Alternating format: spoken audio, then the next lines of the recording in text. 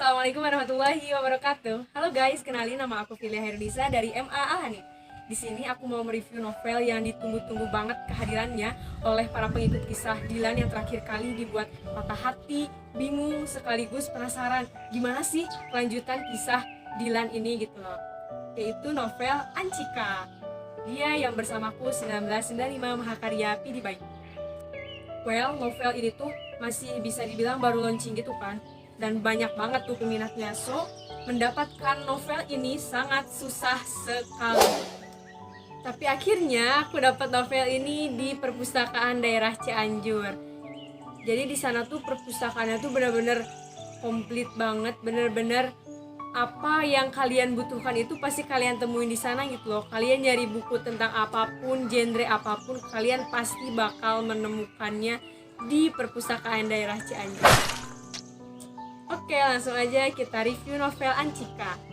Kita mulai dari covernya. Seperti biasa, judul ditulis dengan tulisan khas novel seri Dilan. Kemudian di sini ada ilustrasi Ancika yang berambut pendek, yang sangat menggambarkan bahwa si Ancika ini tuh perempuan yang tomboy gitu. Terus didukung juga sama warna covernya yang biru dongker, menambah feel atau suasana si Cika yang tomboy ini tuh semakin kuat gitu.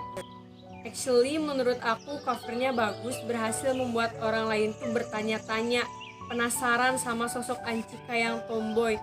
Kok bisa sih seorang Ancika yang tomboy bisa berhasil membuat Dilan luluh, padahal sebelumnya yang bisa membuat hati Dilan luluh tuh kan Milea yang emang terkenal feminim gitu. Nah, langsung aja kita masuk ke review isi buku Ancika.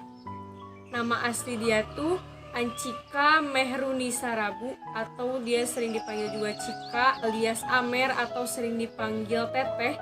Dia tuh perempuan tomboy yang punya karakter kuat. Dia tuh perempuan yang tangguh, gak suka yang namanya kelemahan gitu. Dia tuh gak suka perempuan yang tunduk sama laki-laki, gak suka perempuan yang menye-menye gitu.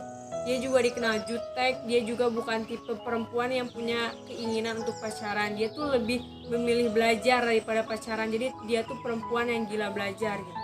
Jujur untuk di karakter aku lebih suka si Cika daripada Milea, karena emang karakter Cika tuh lebih kuat gitu, lebih tangguh, lebih cerdas gitu. Terus di novel ini diceritain tuh kalau si Cika ini punya paman namanya Mang Anwar. Nah, Mang Anwar inilah yang jadi perantara hingga akhirnya Cika dan Dilan itu bisa bertemu.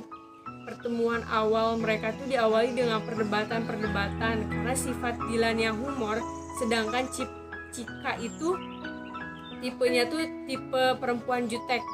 Tapi pertemuan-pertemuan setelahnya adalah pertemuan yang menyenangkan. Dilan dan Cika akhirnya melebur dengan karakternya masing-masing.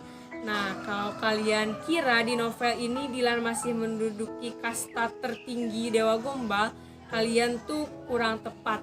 Karena di novel ini Dilan tuh bercandanya lebih ke bercanda yang realistis gitu. Tapi it's okay sih menurut aku, masih bikin senyum-senyum sendiri gitu, walaupun emang gak sebanyak seperti di novel Dilan yang sebelumnya. Tapi rasa bahagia, perasaan seneng Cika saat bersama Dilan tuh kayak emang nyampe banget gitu ke pembaca tuh. Kayak semuanya tuh, kata-katanya tuh benar-benar tersusun rapi, hingga jadi kita tuh kayak berada di antara mereka berdua gitu. Nah, kemudian konflik dimulai tuh saat ada orang misterius yang terus-menerus menyuruh Cika untuk menjauhi Dilan. Setelah ditelusuri, ternyata orang yang melakukan itu adalah seorang pembantu yang memang dari dulu dia tuh udah jadi pembantu di rumah Cika, udah dianggap keluarga gitu loh sama Cika. Otomatis Cika kecewa dong sama pembantu itu. Otomatis si Cika jadi kecewa sama pembantu itu. Tapi di sini Dilan tuh udah kelihatan banget dewasanya. Dia nenangin si Cika ini tuh dengan bilang kayak gini sama Cika, gak usah dibahas lagi, dia tidak selalu menjadi orang buruk gitu. Kelihatan banget bahwa Dilan tuh di sini emang udah bener-bener lebih dewasa daripada Dilan waktu SMA, karena di sini Dilan emang udah kuliah gitu. Kemudian kisah mereka terus berlanjut sampai akhirnya konflik terjadi lagi saat Cika tahu mengenai masa lalu Dilan yang sangat besar, yaitu Milea. Namanya juga perempuan, pasti merasa cemburu dong sama siapapun yang berada di masa lalu laki-laki yang dia sayangi gitu. Aku dibuat takjub oleh Bunda Dilan yang bisa meyakinkan Cika dengan kata-kata, Dilan berhak atas sejarah hidupnya. Dengan Cika, mungkin energi tak akan pernah mati, tapi kita semua tahu kisah Dilan dan Milea sudah mati gitu. Aku suka banget sama karakternya Bunda Dilan, jadi dia tuh emang bener-bener bijaksana gitu loh dalam memecahkan setiap masalah.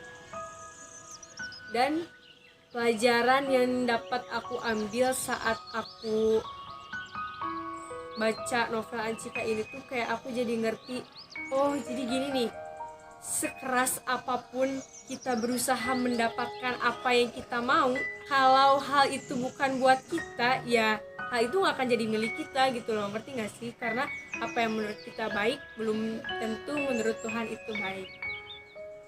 Dan akhirnya si Cika sama si Dilan itu nikah, bahagia, dan mereka punya anak. Well, pilih baik, aku belum puas sama novel Ancika ini.